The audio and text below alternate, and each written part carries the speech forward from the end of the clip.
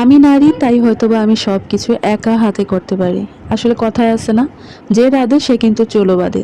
তার মধ্যে আবার আজকে ঈদের দিন ভুঁড়ি থেকে ধরে সবকিছু আমি একা হাতে পরিষ্কার করলাম, রান্না বান্নাও করলাম, ঘর সংসার সামলিয়ে তারপর আবার জামাইয়ের পছন্দের শাড়িটা পরে সাজুগুজু করলাম। সো হ্যালো এভরিওয়ান, সবাই কেমন আছেন? আসসালামু আলাইকুম সবাইকে, অনেক অনেক ঈদের শুভেচ্ছা। কার কেমন ঈদ কাটলো বলবেন। আর আমার এদিকে কাজকর্ম করতে করতে ঈদ কাটতেছে। সময়ের জন্য আর কাজের ব্যস্ততায় আমি কোনো কিছুই আপনাদের সঙ্গে শেয়ার করতে পারি নাই। যাই হোক, এবার হচ্ছে আমি ঈদের ব্লগ ভিডিওটা আজকে আপনাদের সাথে শেয়ার করছি। আর এইদিকে আমার জামাই আমার হাতে দেখেন হাত ভর্তি করে মেহেদি দিব না, সে হাত খালি উল্টায় আর পাল্টায়, খালি বলতেছে কি ডিজাইন দিব। সে আমার জীবনেও হাতে কখনোই মেহেদি দেয় নাই। 11 বছর সংসার জীবনে সে আমাকে কি সুন্দর করে মেহেদি পরাই দিয়েছে। আপনারাই বলেন মেহেদির ডিজাইন কতটা আনকমন হয়েছে। যাই হোক, সে যে পরাইতে পারছে এটাই অনেক। আর এদিকে সবার বাসায় হয়তোবা এই রান্নাগুলো থাকেই। আমি আজকে ঈদের দিন সকালবেলা খুব বেশি ঝামেলা কিছু করি নাই, কারণ খাওয়াই হবে না। ঈদের দিন আসলে আমরা সবসময় গরুর মাংসটা যখন প্রথম গোস্তটা নিয়ে আসা হয় সেইটাকে রান্না করে প্রথম সবাই মুখে দেয়, আর সকালে মিষ্টি মুখ করে, এই হচ্ছে আমাদের ট্রেডিশনাল মানে নিয়মগুলা। তো আমি মোটামুটি রান্নাবান্না শেষ করে সব কিছু আমি রেডি করেই রাখছি। প্রথম গোস্ত পাঠানোর পরেই আমি হাতে মেখে তাড়াতাড়ি বসিয়ে দিব। আলহামদুলিল্লাহ আমাদের কোরবানির গোস্ত কিন্তু চলে আসছে, প্রথম গোস্ত এটা। তারপর এখান থেকে হচ্ছে 3 ভাগের 1 ভাগ রেখে আমি 2 ভাগ রান্না বসিয়ে দিব ঝটপট। আমার বাচ্চাদেরকেও এর মধ্যে আমি গোসল টোসল করিয়ে তারপর একটু খাওয়ালাম, খাইয়ে দিয়ে তাদেরকেও বিদায় দিচ্ছি। ওরা হচ্ছে ওদের বাবার সাথে পুরান বাসায় যাবে। আর আমাদের কোরবানিও কিন্তু এবার আলহামদুলিল্লাহ পুরান বাসায় দেওয়া হয়েছিল। আমার ছেলে মেয়ে এই পর্যন্ত সকাল থেকে আর ওই বাসায় যায় নাই, তো ওদেরকে রেডি করে বিদায় করে দিয়ে এসে আমি রান্নাটা করব। তো সবকিছু যেহেতু আগেই রেডি করে রেখে দিয়েছিলাম, তো আমার রান্না করতে খুব একটা টাইম লাগবে না। আলহামদুলিল্লাহ আমাদের কোরবানির গোস্ত মাশাআল্লাহ কালারটা দারুণ আসছে। এখন পর্যন্ত আমি এক পিসও খাই নাই, তো এইবার আমার মেয়ের সঙ্গে আমি খাবো। রান্না বান্নাও কমপ্লিট করলাম, আর এরই মধ্যে আমার বাচ্চারাও চলে আসছে। ওরা আমাকে ছাড়া কোথাও একা থাকে না। আমি যেই জায়গায় থাকি না ওই জায়গায় আমার ছেলে মেয়েরা কেন জানি বসতেও যায় না। ওরা ওদের বাবাকে খুবই বিরক্ত করছিল, এই জন্য আরেকজনের মাধ্যমে ওদেরকে পাঠাই দিছে। তো আমি আমার ছেলে মেয়েদেরকে সঙ্গে নিয়ে এখন খাবারটা খাবো। দেখেন, ঈদের আগের দিন রাতে আমি রাত প্রায় 3টা সাড়ে 3টার মতো বাজে, তখন আমি ঘুমাতে গেছি।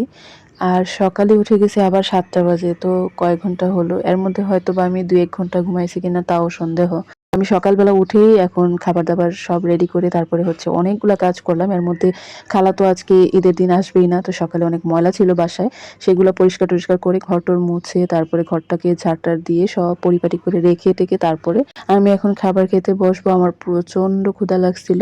তো এর মধ্যে হচ্ছে আপনার ভাইয়াও আসছিল, ওকে একটু মিষ্টিমুখ করাইয়া তারপরে বললাম যে পরে চলে এসো, রান্না হয়ে যাবে। এখন রান্না করে আমি দেখেন ওয়েট করতেছি, বাট ও আসে না। এখন দুপুর বাজে প্রায় 12টার উপরে।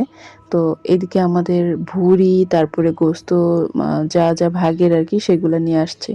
আলহামদুলিল্লাহ আমি 1টার মধ্যেই রান্নাটা বসিয়ে দিছি। 1টা বাজে তখন আমি হচ্ছে ঈদের কোরবানি গোস্তটা রান্না করতেছি। এটা হচ্ছে বড় পাতিলে রান্না করলাম। আমি প্রত্যেক বছর 2 পাতিল রান্না করি, তো এইবার হচ্ছে একটু অল্প করে রান্না করছিলাম। ঈদের পরের দিন আবার আমি চলে যাব আমার ভাইয়ের বাসায়, দাওয়াত ছিল। তো যাই হোক, আমি সেই জন্য অল্প করে আজকে রান্না করলাম। ঈদের গোস্তটা একেবারে অল্প যে তাও না, 5-6 কেজি হবে রান্না করছি। এর মধ্যে কিন্তু আবার ভুঁড়িও পরিষ্কার করতে হয়েছে। তো ভুঁড়ি টুড়ি পরিষ্কার করে আমার জামাই বলতেছে চলো চলো এবার রেডি হও। আর এই সুন্দর কিউট শাড়িটা, এই শাড়ির সাথে জুয়েলারি অর্নামেন্ট সবকিছু মিলিয়ে একটা বক্স ছিল। এটা হয়তোবা আপনারা ইউটিউবে অনেক দেখছেন বা ফেসবুকে, প্রচুর ভাইরাল বক্স এটা। তো এই গিফট বক্সটা অনেক আগে আমি আমার জামাইকে দেখাইছিলাম, দেখো এরকম একটা গিফট যদি তুমি আমাকে কখনো দাও আমি অনেক খুশি হব। সেটা ও যে মনে রাখছে আমি ভাবতেও পারি না। যাই হোক, এটা খুবই আনএক্সপেক্টেড ছিল। তারপরে হচ্ছে এটা আমাদের অ্যানিভার্সারি গিফট ছিল। আমার অ্যানিভার্সারিতে আমার আর আমার হাজবেন্ডের অ্যানিভার্সারিতে হচ্ছে ও আমাকে এটা সারপ্রাইজ গিফট করে। তারপরে আর কখনোই রেডি হওয়া হয়নি, কারণ সময় পাচ্ছিলাম না। তো দেন ফাইনালি আমি রেডি হব আজকে। ভাবলাম আজকে ঈদের দিন ওকে একটু সারপ্রাইজ করি।